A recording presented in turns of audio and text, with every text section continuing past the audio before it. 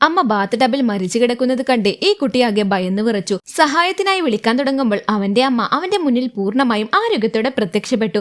അതൊരു പ്രാങ്കായിരുന്നു എന്നറിഞ്ഞപ്പോൾ ഈ പയ്യൻ അമ്മയോട് വളരെ ദേഷ്യപ്പെട്ടു. എന്നാൽ അവന്റെ അമ്മ അത് അവനക്കുള്ള ശിക്ഷയാണെന്ന് പറഞ്ഞു.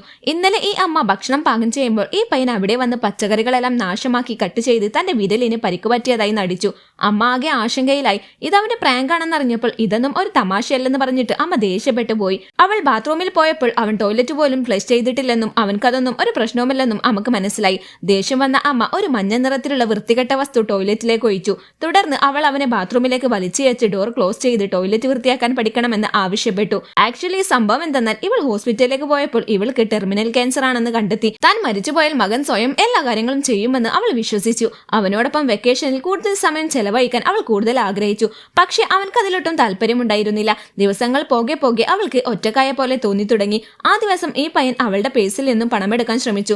എന്നാൽ പകരം ഗാരേജിന്റെ താക്കോലടങ്ങിയ ഒരു കവർ അവൻ കണ്ടെത്തി. അവൻ വളരെ ക്യൂരിയസ് ആയി ആ ഗാരേജിലേക്ക് പോയി. ഗാരേജിന്റെ വാതിൽ തുറന്ന നിമിഷം അവനൊന്ന് സ്റ്റെക്കായി. അതിനുള്ളിൽ അമ്മ അവൻക്ക് ഒരുപാട് സമ്മാനങ്ങൾ തയ്യാറാക്കിയിട്ടുണ്ടായിരുന്നു. അവനൊരു കാർഡ് തുറന്നപ്പോൾ അതിൽ 16 വയസ്സ് മുതൽ 30 വയസ്സ് വരെയുള്ള തന്റെ ജന്മദിനാശംസകൾ എഴുതിയിരിക്കുന്നു. അത് വായിച്ചവൻ കരയാൻ തുടങ്ങി.